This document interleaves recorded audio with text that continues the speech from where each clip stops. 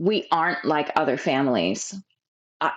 It doesn't make sense to parent in a way that other families parent because we're not like them. I'm Jackie Hall, and this is Beneath Behaviour, where we break down stress, reactions, and get to the heart of why we all do the things we do. We'll have real conversations, find real solutions, and have absolutely no judgment. Let's talk. Hi there, and welcome back to the Beneath Behaviour podcast. Today I'm speaking with Mum Sarah, who doesn't have just one, not two, but 4 neurodivergent children, and who are also teenage children as well, going through those lovely, interesting challenges of the teenage years. Welcome to the show, Sarah. Thank you, Jackie. I'm excited to be here.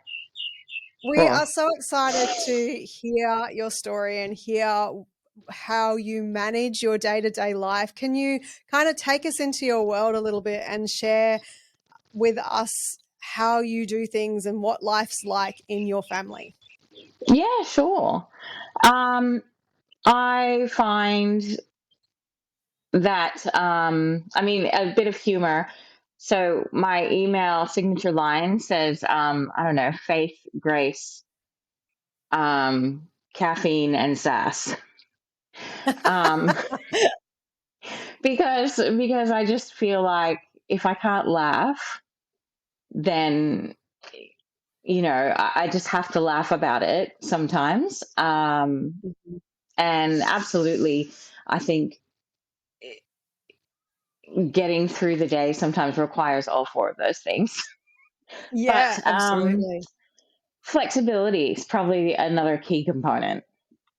So talk And me through what that looks like for you, like on a day-to-day basis now. And what I want to do in this podcast with you is kind of take our viewers on a little bit of a journey. So let's kind of look at where you're at now, and then we'll kind of think about whether that was always the case for you and where you've been in order to get to where you are now. And then we can finish off with some advice that you might have for other parents who may be feeling overwhelmed or at maybe a different stage of their child's development. So talk me through where you're at now, what day-to-day life is like now, the things that you guys are doing well and things that you're still facing in terms of challenges. yeah, so currently I have an ADHD diagnosis. I am, as you said, a mother to 4 beautiful, spicy teenagers. My oldest daughter is 18. She just graduated last year.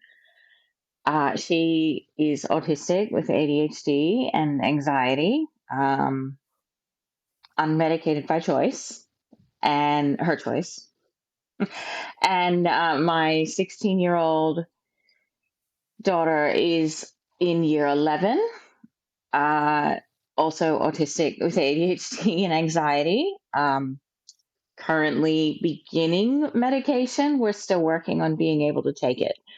My 14-year-old daughter is she's PDA autistic with ADHD and raging anxiety. Has medication but is non-compliant. My son, lucky last and the only boy, is 13. The other daughter's in year 9. My son is in year 8, homeschooling currently, and also PDA autistic, ADHD, and anxiety. And he is absolutely medicated. My husband is, we've been married for 20 years, and he is self-diagnosed autistic, because we always say it had to come from somewhere. And it wasn't me. So yeah, that's kind of where we are now. I've been at home with the kids the whole way through, which probably wasn't the original plan, but like you said, we've had to adapt. Yeah. And so you were like the glue that holds everybody together? Yeah, yeah. I've compared it to being like the sun in everybody's solar system, except it's like five different solar systems. And none of the other solar systems are kind of aware of the presence of other solar Mhm. systems. So Mhm. interaction with them is more one on one. Mhm. But that gets tricky when they're all trying to be like orbit around me at the same time. Yeah. So how do you manage that? What sort of things do you do in order to be able to accommodate all the different needs that they have and give them the individual attention that they need? Um, Look, not very well sometimes. I do get overloaded. I've gotten a lot better in recent years at saying, hey, I am so overstimulated right now, just saying it out loud um, Mhm. before I actually just explode or snap. Um, because I feel like for over the years I've kind of hidden that, thinking in some way that that wasn't a good parent, that I had to be 100% available for everybody all the time. And that led to some pretty severe burnout. Uh, Yeah. so, so I've gotten a lot better at identifying that within myself before I get to that point and Yeah. verbalizing it either to my husband or whoever's standing in my immediate vicinity. I've gotten Mhm. a lot better at just stating it calmly rather than kind of freaking out and flipping my lid. Yeah. Um, and that really helps. That really does So help. a lot of parents would be probably wondering, how did you do that? Because a lot of parents that I speak to are often saying, I feel like I need to be everything to everyone all the time. And I don't feel like I have that ability to stop or to, give myself the grace to say, I'm not available right now, or I can't do that. How did you make that switch to, being the mum who had to get it right and had to do it all, to being able to, put those boundaries in place, I guess? It was forced on me. Because I was so burned out, I literally couldn't be there Yeah. for everyone, and a whole lot of therapy. Yeah. I've seen many therapists over the years, and finally, the message has gotten through. Um, Mhm. I think in those moments when I'm so burnt out, I've gotten to recognize what my body feels like when I'm getting to that point, what my sort of tells are. Mhm. And so I do a lot of like checking in with myself. Mhm. And I think, oh, okay, when I start to think this, I need to slow down. Yeah. And what do you know what that thought is? Are you happy to share what that thought is that is your kind of flag that says, "Hey, I'm starting to burn out here. I got to put Mm, boundaries in place." Look, for me, it was a lot of physical exhaustion. Mhm. Um, like if I get so tired that it feels like I'm sedated. Mhm. Because last year I did a lot of driving. Before we moved over to Maitland, um, before we moved to where we are now, we lived in the city, but the kids were at four different schools, and so I was in the car almost constantly, like Mhm. 2.5 hours a day, and Mhm. I would get so tired that I would start having micro sleeps. Like, and I would say to the kids in Right. the car, "Look, I just need you to talk to me about anything. I don't even care. Just talk to me because I'm having a Mhm. really hard time staying awake." Um, Yeah. Especially in that afternoon peak hour traffic. We would be Mhm. driving home, and I would just, my vision would start kind of telescoping in and out, and I was just so physically tired that I would Yeah. come home and just face plant on the bed, and I Yeah. could not move any further unless I had some sleep. Another thing that I notice is general irritability Mhm. about minor things, or I catch myself speaking in a way that, oh, that's not me, that's not who I want to be. Um, yeah, I think I need a nap or a snack, or just I've spent a lot of time with doing self reflection, and Yeah, and it's so important. I think, when we're working with parents is spend 2 weeks on the parent and their mental health, because that self-awareness of being able to recognize what am I thinking and what am I feeling, and having that acknowledgement of how that's influencing your behavior is not only going to be good for your own mental health and physical health, but it's also going to be what's needed in order to be able to support your children. Like, you've got 4 children who have lots of different needs, and you want to be able to have that presence and that ability, that physical ability, mental ability, and emotional ability to be able to jump into the world of them to help them navigate through whatever they're going through. So I love that you have learnt finally that sense of self-awareness. So let's kind of, obviously you're mentioning that it wasn't always that way. Like, you've always tried to be it all, do it all, and have it all and be everything to your children. Take us back to those early years, before you've gotten to this place where you're at now. What was life like when the kids were younger? What sort of challenges did you navigate? well, we didn't always know that we had neurodivergent children or that I was neurodivergent. So Mhm. I think the first one, I mean, I look, from a very young age, I suspected that there might be, like my oldest, I suspected that she had ADHD. Um, Mhm. but I was still at a stage of my growth and development that I thought I was the problem. And so when I would bring it up to someone, like a teacher, they would say, "Oh, she's very young; she'll grow out of it," or "Oh, that's not unusual at this age."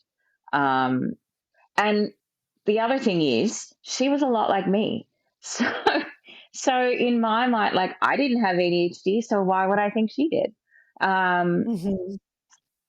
and each of the kids, in their own way, were remarkably similar to my husband and I, and Mhm. so because we were very focused in on our family and we weren't comparing our kids to other kids, we just went, well, kids are like their parents. That makes sense.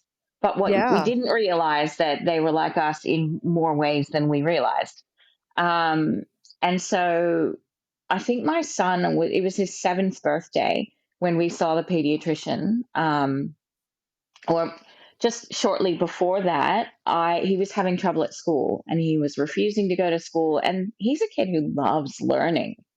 Like Mhm. in the holidays, he would make a school and he developed a whole curriculum and he would plan a whole school day. And he would, like, I've made posters for school bake sales.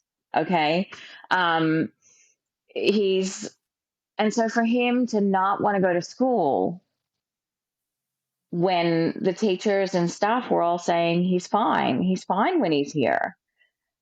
And so I was like, well, at the time I didn't have the confidence to be able to say, but if he's fine at school, then why doesn't he want to go? I Mhm. didn't really have the courage to say that. I just knew that his behaviors at home were becoming more and more challenging. And I didn't know what to do. And I had read so many books. I'd read, Ross Greene and Mona Delahook and all of these published authors who have all this experience and wisdom. And I was Mhm. seeing things that didn't explain what the teachers were saying he was like at Mhm. school.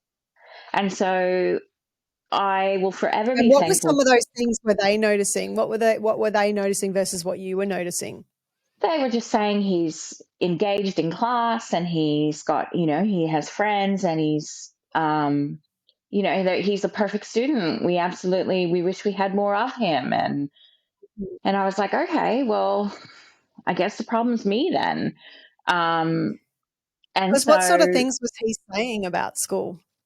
he wouldn't really say anything, just, I don't want to go. I don't want to go. Right. I'm not going to Mm-hmm. school. And it would actually kind of connect with the night before, and he couldn't sleep because he was so anxious about going to school the next day. And so Right. he would take And so him how did you make hours. that link? How did you make that link between, okay, the school's seeing this perfect child, but my child's saying, I don't want to go to school. How do you then connect that to there must be something I'm doing? How did you do that? Like, how did you make that connection? And what Look, did you think you were doing wrong? I think that's just childhood trauma talking, Jackie. Uh, Right. Yep. I think I Yep. just assumed that if it was wrong, it was my fault and I needed to do Mm-hmm. better. And Yep. I mean, let's face it, that's a lot of what we hear in the world around us leads us in that direction. So I Particularly in the had, parenting world, right? yeah, In the yeah. in the And I thought, parenting well, world, we're taught if your child is misbehaving, it must be the parent's fault. like, you know, it must be something I'm not doing right, or a book I haven't read, or an article I haven't read, or a parenting guru I haven't connected with. Um, Mhm.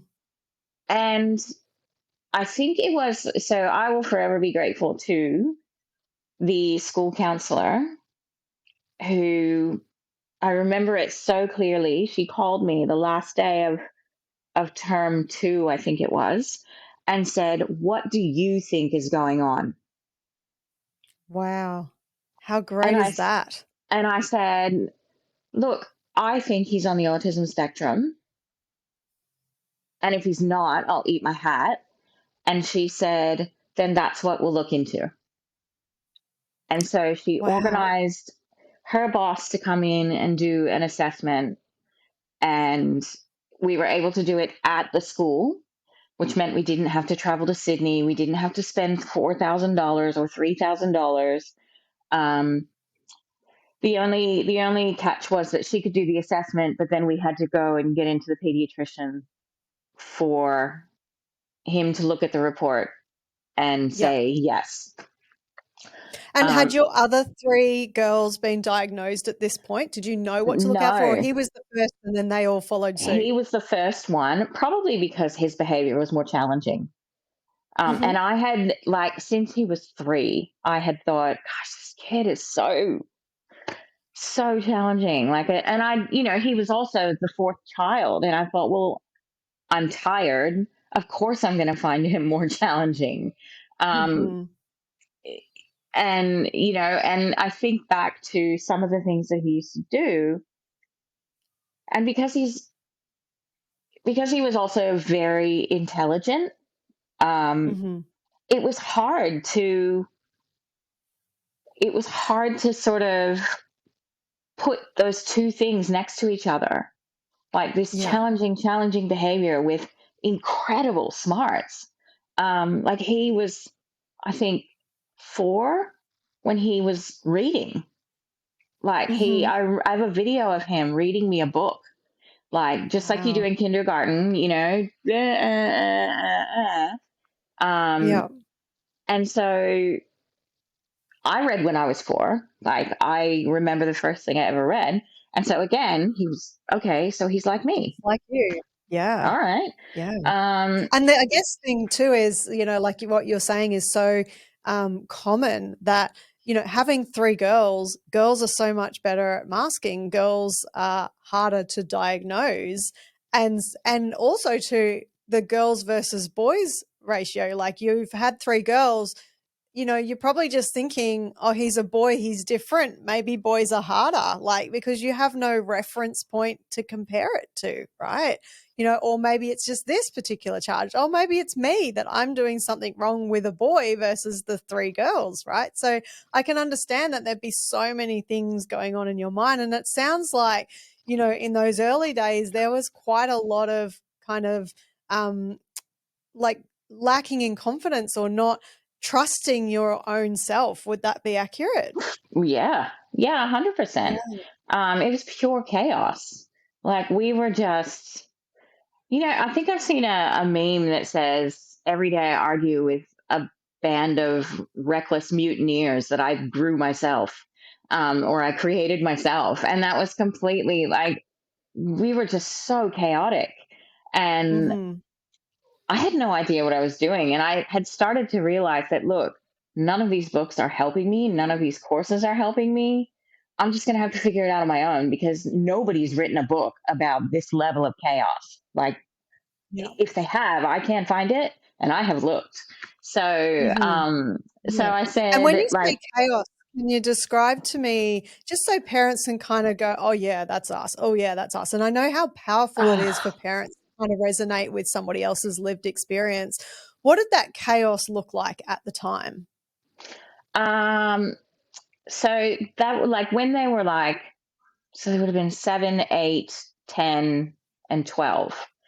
Um, it was just a constant noise and conflict and mess and clutter and can't find my and oh my gosh, can you just clean your room, like go to bed, like, and some of that I just thought was normal parenting, but it Mhm. just seemed to be so much harder for me. Mhm. And I think we part of it part of the negative side of social media is that we see people's highlight reels Mm. and Yeah. we don't see the chaos. Yeah. Um, and so I think that was part of what contributed to that feeling that, oh, what is wrong with me? Why can I not just get it together? Mm. Why can Yeah. I not just parent my kids, get them to go to bed, get them to get off their screens, get them to go to school? Like, we were always late everywhere. No matter how prepared I was for the school Mhm. morning, we were late. I can't even explain it. We lived a block and a half from the primary school, but we were late every single day. Yeah. Um, I I was so for an ADHD person, even though I didn't know it then, I was so organized in my home. Like Mhm. I had places for everything, Yeah. but no one would use the things that I had, the systems I had created. Like, Yeah. and I realized one morning after I had absolutely everything. I had anticipated every need. I had I had everything ready to the best of my ability, and I was still fielding questions. I can't find my socks. And Yeah. I was like, "Oh my god, are you kidding me? There's only two places the socks are going to be." Um, Mhm. and yeah, it was that's the kind of chaos I meant. Like it was Yeah. just relentless.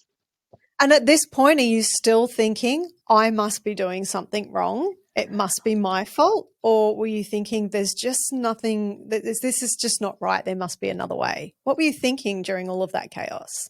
I think when my son was diagnosed, I started to move out of that. So when he was diagnosed, there was this sense of tremendous relief and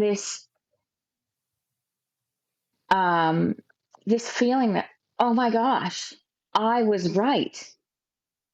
I know my son. Yeah. Wow.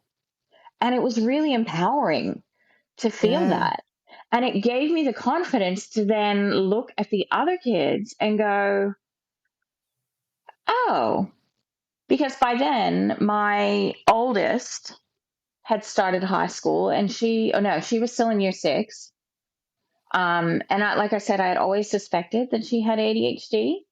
Um, and so I mentioned it to the school counselor, but because she was in year six, there just wasn't enough time to really do anything about it. Mhm. So she started high school the following year, and um, instantly, like there were problems with social interactions, because she went to a girls' Catholic school, and Mhm. that's a whole vibe. That's a whole Yeah. dynamic. Yeah, I've Um, been to a girls' Catholic school, and yes, it is a vibe. You could describe it that way.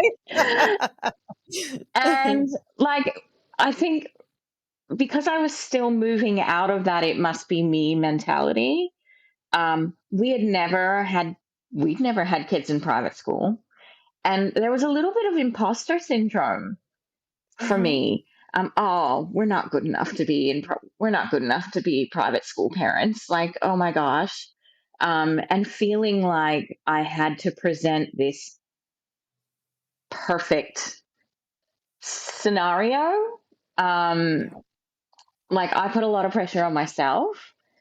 Weirdly, not so much on my daughter, but on us as Mhm. parents. Heck yeah. Yeah. Um, Well, and that's I your default, remember, right? Is that it's all yeah, my fault, or I must be doing more, being more, having more, yeah, learning more, yeah, being more yeah. solution focused. Yeah. And her year six teacher, her primary school reports didn't indicate that she was having any problems. So what we realized quickly was that she was able to mask through primary school because she's such a social creature, and she had a group of about 6 friends all the way through her time in that primary school who really scaffolded her heavily. And so Right. when she moved on to this school with almost none of those friends, she kind of got lost. And she was Mm. just all of a sudden like, and there's a big, like in primary school, you're spoon fed everything. And so you don't have to have a lot of skills.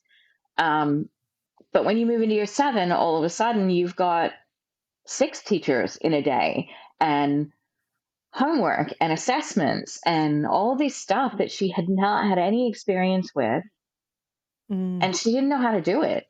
So she was struggling with executive function, but also socially with this unwritten girl code. She just didn't seem to get it. Um, and I think having that tight knit group of friends in primary school kind of shielded her from that, because most Mhm. of her friends were also spicy brains. And so In there was primary school?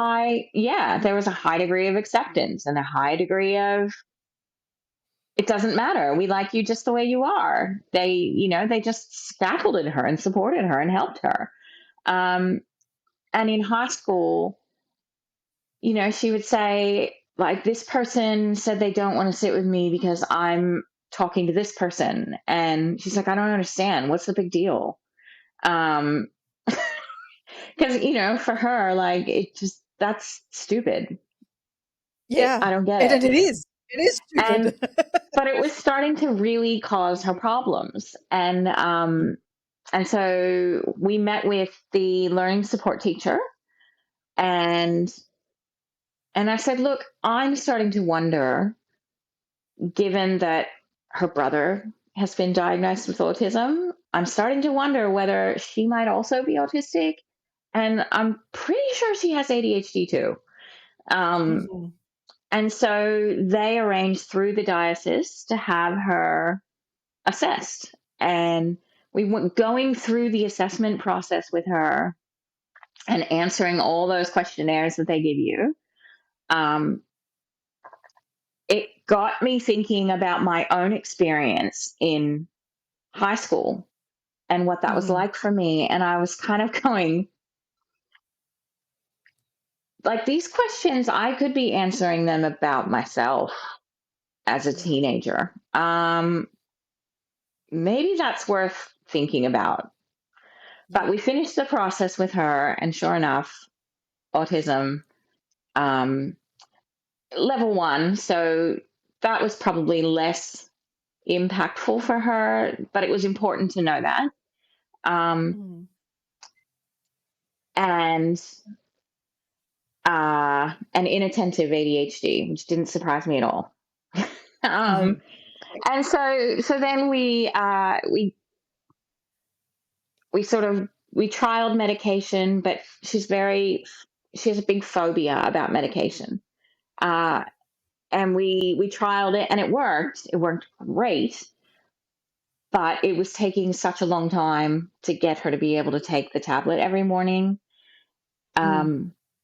For her, when she turned 14 and we were doing remote learning and we were in lockdown from COVID, a year later, we kind of said, you know what? I'm not spending 90 minutes a day trying to get you to take this tablet. It's not worth it. It's not Yeah. worth it. Um, we think you're mature enough to be able to make this decision for yourself. Yeah. Like, do you want to continue this, or do you want to try and find other ways to navigate this? And she chose to go unmedicated and stayed that way. Yeah. Yeah. Because sacrificing trust and relationship and connection was not negotiable. Like, we were not going to Yeah. do that. Because I remember Especially, when we spoke in our initial session, you said that COVID changed everything for your family. And I can see yeah, that up until this point, like you weren't confident with yourself, you were mistrusting of yourself, you weren't listening to your own instincts, and then your son gets diagnosed and you start to feel empowered that, hang on a minute, that's, I have been right, I have got instinct about my kids. And then you start to see it in another child and have that validated. And so at this point, I'd imagine you're feeling a little bit more confident in yourself, still second guessing a little bit, I hear in what you're saying, but how did COVID change things for you and your family? What shifted in that during that time? look, the ability to observe our kids on a constant basis, um, and trying to do schoolwork with them that they were doing at school, and seeing that actually they didn't know how to do things. And I was Mhm. really baffled by it because I'm like, but you get school reports that say you know how to do these things. And I don't understand. Like, what? Oh, excuse me. And what I realized is that, or what we realized is that when you're in a classroom and you're with your peers, our kids were really good at looking around them, seeing what the other kids were doing, and joining in. So what they were learning was how to mimic learning. Mhm. They weren't Mhm. actually learning. They Yeah. weren't actually retaining information. They were just good at blending in and masking. And so when they were at home, removed from their peers, and they had to do the things for themselves, they didn't know how. They didn't know Yeah. how Wow. to read a paragraph and pull the information out that they needed. Mhm. They were Yeah. like, I don't know how to do that. Mhm. Which is that And central coherence, right? That ability to yeah, kind of take something and draw meaning from it or look at it from the bigger picture and not just from like, or take a sentence in a story and make it relate to the whole story. exactly. Yeah, that Exactly. context. And so I think, and we were also able to see even more in detail how much they resembled me or my husband, and how their relationships, like the how each of them interacted with the other, and going, oh wow. And I think there was a short period of time where I was like, gosh, am I just now thinking like I'm seeing autism everywhere because like I just want an excuse for why this is so hard? Like, am I just imagining this? Like, Mhm. it seems kind of incomprehensible that all four of them would be autistic. I mean, surely we'd get at least one that's not. Um, Mhm. but, ah, and so because the cost of assessment is so high, um, I next decided, following my daughter's diagnosis, that I decided, you know what? If I didn't have kids and I wasn't raising children, um, it would be enough for me to self-diagnose and go, yeah, I've probably got ADHD too. Uh, but if there is even a chance that I could take medication that will help me adult Mm. more effectively and be a Yep. better parent, I think it's worth the cost of going and the time and the effort of going through an assessment. And so I went through that process, and um, I think the thing that surprised me wasn't that I had ADHD, it was that I actually had combined type ADHD. Um, Mm-hmm. because I was like, but it was my younger sister who fell off the toilet because she couldn't sit still. Like, I was a Mm-hmm. bookworm. But Yeah. when I went through the process, the interviews with the psychologists, I realized actually as a kid, I did a lot of climbing trees and exploring the woods behind our house and riding my bike all over the place. And I played in Mm-hmm. a barn that was abandoned. Um, and I think I realized that, oh, actually, I just channeled mine because I knew that if I was bouncing off the couch, my mom probably would have smacked me. Yeah. I would have been given a sound whipping. So I just was smart enough to channel mine somewhere else. Yep. But when I thought about all my teachers and all my report cards, almost every one of them said, does not complete work on time, talks in class, will not stop talking, forgets her belongings, all those things that are classic ADHD like Yeah. tells. Um, Yep. and so I went through that, and I had already been medicated for anxiety. And I decided, you know what, I'm going to see how much of my anxiety is related to ADHD. Yeah, I went off my anxiety medication. And um, when I started my ADHD medication, one dose, and I was like, I remember that morning, and the kids were like, Mom, are you okay? Because you haven't yelled at anybody this morning, and you've like cleaned the whole house.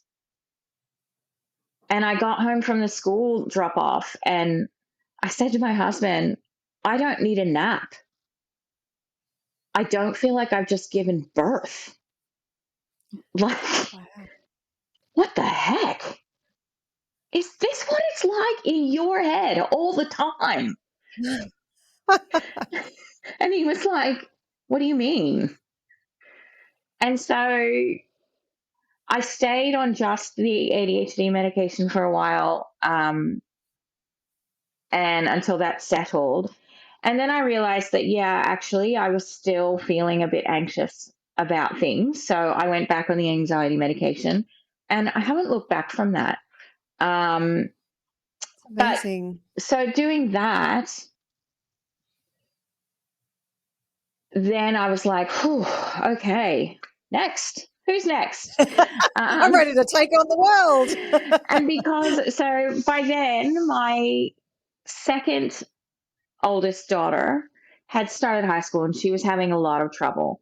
And I'd spoken to the learning support team about what I was pretty sure her needs were, um, but wasn't necessarily because she hadn't been assessed. I wasn't getting a lot of, um, maybe she was in year six.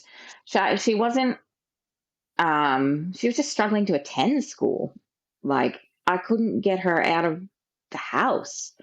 There were a couple of days where I physically had to just wrap my arms around her in a bear hug and walk out the door with her and push her into the car. And we would sit in the car park at the school, and she wouldn't get out of the car. And I had to go into the office and have someone come out to the car, and they would talk to her. And eventually she would get back out of the car and she would go into school. Um, Mm. but she was just really, really struggling. And I just felt so helpless. Um, Mm. and I think we had her assessed during lockdown. Um, and so we had done that, and we were waiting on a pediatrician. Like, we couldn't get into the pediatrician. Mm. And we lived in the Central West, and there aren't many options. Like, we couldn't really afford, it wasn't logistically possible for me to take a child to Sydney for the day to go and see a Mhm. pediatrician. Yeah. Like, so we were kind of limited to the local hospital with its team of two pediatricians. Um, and we were just getting so desperate. Like, her attendance had fallen to, I don't know, 60%. Um, Mhm. and we were having meetings about attendance and meetings with learning support, and they wanted to support her, but they didn't know how. And Mhm. so we went, I finally went to the pediatric clinic and I said, look, I said, I understand there's a waiting list. We have been on it for 18 months. Like, she needs help now. Like, Yeah. she's not going to school. She's not getting an education. She's missing out on social interactions with her friends. Like, she needs help and we need Mhm. help. Like, I don't know what else to do. And I think they may have, I handed them all the paperwork. Like, I'd filled out the NDIS forms and I'd done all these things. And I'm like, we need her to have access to NDIS supports. We can't get that without a pediatrician. Yeah. Please, please. So, I went in and I just kept calling and I kept saying, look, I understand there's a waiting list. I really do. Can you put me on a cancellation list? Like, anything, anything. And I loved her pediatrician there. He was amazing. Um, he got her file and he was like, oh my goodness. And he filled out everything and he was fantastic. Um, wasn't, we didn't immediately see things get better because Central West, there aren't a lot of allied health supports. There aren't a lot of Yeah. NDIS supports that were really appropriate for her. So, um, we kind of struggled through, but all the way through that school, she went to the same Catholic girls' school as her sister. Mhm. Mhm. Um, all the way through, it was just a struggle to attend and just be there. And it was, um, yeah, that was really, really challenging for her. Um, Yeah. and I think somewhere in that process, then we looked at the now 14-year-old, her younger sister. Um, Yeah. and gone, well, why not? Why not? Because she in year 6 was starting to show signs of those same social struggles and those same executive functioning things. And she had definitely had some medical challenges as an infant, toddler, and Mhm. preschooler because she had severe eczema. So required a lot of physical care and didn't have the same experiences as her sisters. So she was at preschool and she went in the sand pit. She had to have a shower and she had to change clothes because she couldn't have sand stuck in her clothes because it would Right. irritate her skin and she would scratch. Um, she had a severe dust mite allergy. And so 9 months at the time we were living in East Ballina, um, 9 months out of the year, she was allergic because it was warm and humid. And then cold and flu season would hit, and her immune system would just go into overdrive because now it was trying to fight off bacteria and germs and also dust, dust Yeah. mites. So Yeah. she didn't sleep she wouldn't sleep through the night for until she was about 5. Wow. Um, and so we were like, well, did that have an impact on her development? Like, how, and how did that play out? And so we had to parent her differently, and she did miss out on a lot of things. There were times when she just couldn't go along with to places because it was too Mhm. difficult to manage her needs in that environment. So there were Yeah. times when she would be at home with me and my husband would take the older girls, because it was just too much. to take all the bandages and creams and potions and powders and all these things just for a trip to the Yeah. beach. And so we went with her to the psychologist, and that was tricky because she barely spoke. She wouldn't interact with him at all. And so at the end of all that, he gave her a provisional diagnosis of inattentive ADHD and level 1 autism. And then we kind of had a more complete picture of what our family actually was. And Yeah. I think that was like almost the final step. She's recently been reassessed and by a different psychologist, and we've realized that she now is actually level 2 autistic, PDA, and ADHD combined, and anxiety, which is a bit different. Yeah. And so with all 4 of your kids then, you've had this journey of looking at what was typical and being told that you needed to, it was on you, or you telling yourself that it was all you, or you should have been doing something wrong and the books weren't working, and you having to slowly being almost forced to start parenting your own way and abandoning those traditional ideas of parenting and really just start to parent your children in your way and be a unique family, like presenting the way that you guys present to the world. Do you know, was there a time where you finally surrendered to that? Have you surrendered to that? Or like, how long did you fight it for? Like, talk to me about that transition to just accepting that reality that you're going to parent differently and you aren't going to be that typical family that everybody thinks you should be. Yeah, I think probably a lot of it has happened in the last year. Okay. Um, we lived with my mother-in-law for a long time. Um, she was just always there and very traditional. She was a former school teacher. Um, didn't necessarily have a lot of understanding or knowledge around autism or ADHD. I remember when our son was first diagnosed, she was like, he's not autistic. Like, he's so smart. Like, she had that sort of typical preconceived notion about what autism is.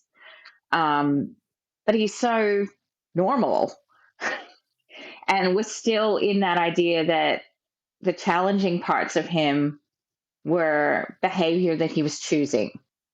And Mm-hmm. by that point, I had done a lot of reading. And so I knew that that wasn't the case. And I gently would try to educate her by sharing little pieces of things I was learning. She did sort of become a bit more open minded, but she passed away last June. Mm-hmm. Um, and I think after she passed away, that was like the last part of me that felt pressured to parent in a way that made other people comfortable. Right. Yeah. Um, I miss her dearly, but I think that really empowered me to let go of, we aren't like other families. Uh, it doesn't make sense to parent in a way that other families parent because we're not like them. I don't want our kids to grow up with memories of being resented for who they aren't. I want them to grow up and have memories of being loved and cherished for who they are. And we've always, as each child was diagnosed, we've always shared it with them, and we've let them explore that in their own ways and own times and provided information and guidance, because it's really important, especially with teenagers, that they know who they are. Mm-hmm. And if we don't give them a complete picture of who they are, it's not enough to have a family culture, because that's not necessarily who they are. That's our family as a whole. As I get into their older teenage years, they are going to be presented with scenarios where they need to know who they are, and on the flip side, who they aren't. And it's not enough to have a family culture of we don't do this. They need to understand what that means for them personally. And so it's really a longer vision of parenting.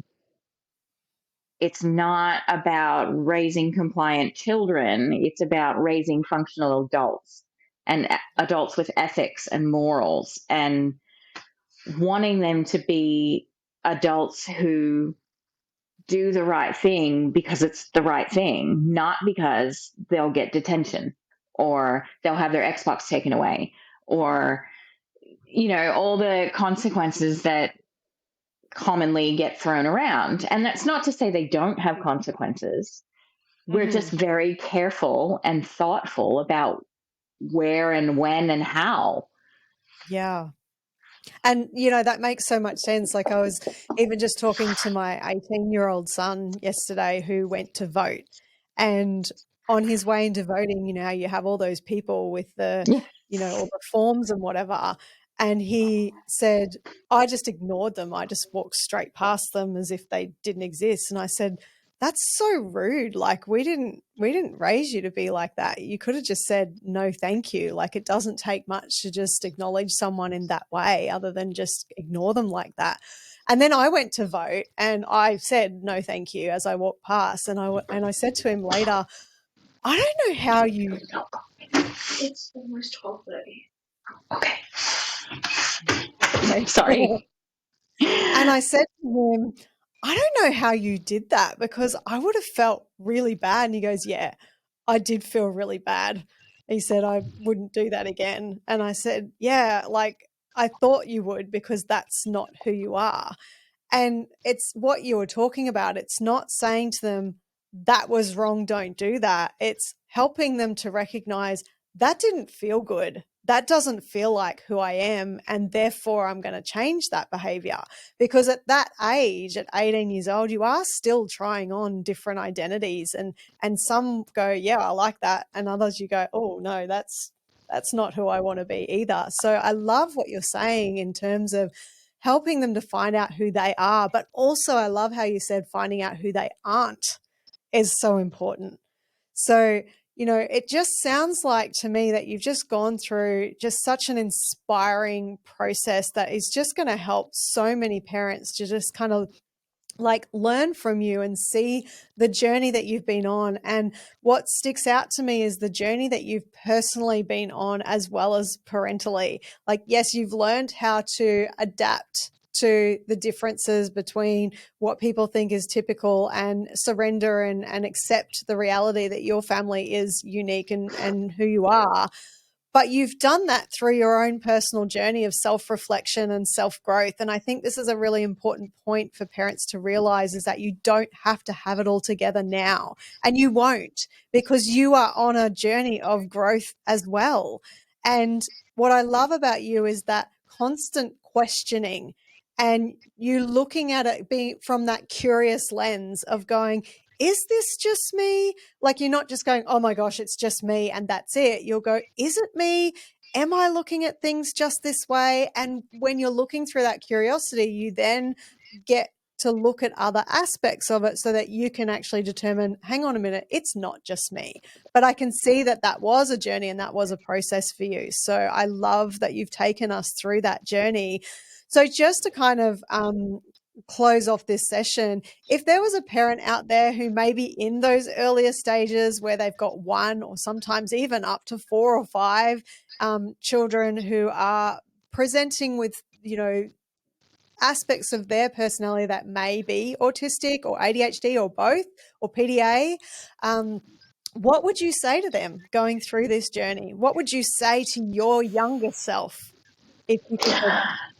I would say don't be afraid to lean into it.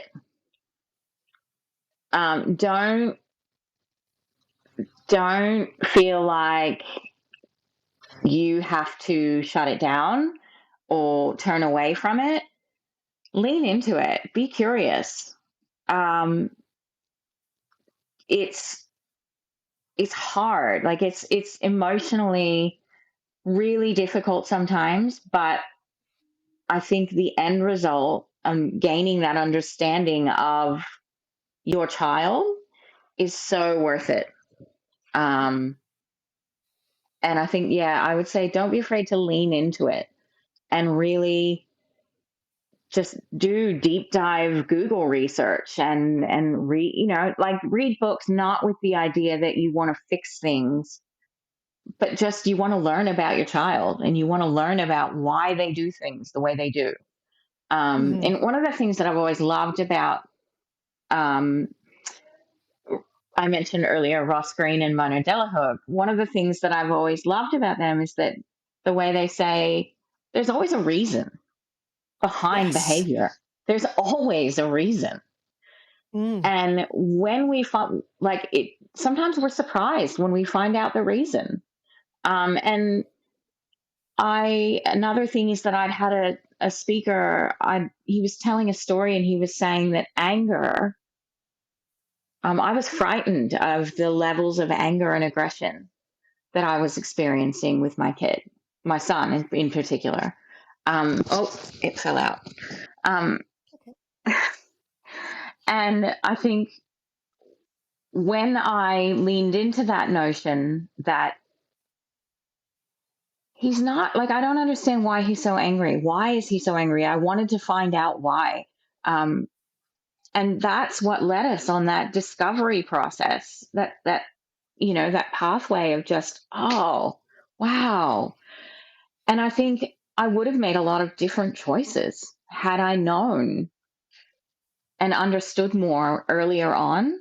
So, um, your course, the Autism Parenting Program, and that learning about yourself and your needs, and that was really instrumental in the last couple of years. But I think had I had your program way back when, I think some things would have stayed the same because just logistics and there weren't as many resources. Um, but I think I would have parented a lot differently Mm-hmm. and a lot more confidently. Yeah. And if you could go back in time and speak to yourself, what would you say to yourself? Uh, I think I would have said, it'll be okay. You'll figure it out. You'll figure it out somehow. Um, just love your kids, keep showing up. And I mean, essentially, that's what I did. I just kept showing up. Good, bad, ugly. Um, I just kept showing up. And where there was rupture, we would repair. And, we just say, okay, that did not go well, but it's done now. So what can we do next time? Um, Yeah. and I've had many people say when they come to my home that in spite of all the chaos, because there's still chaos, in spite of all that, you can sense that there's a great deal of love. And that probably means more to me than anything else. Yeah. I love that. Well, look, Sarah, you have been absolutely inspirational to talk to. I want to thank Oh, you so much for coming onto this show and sharing your story.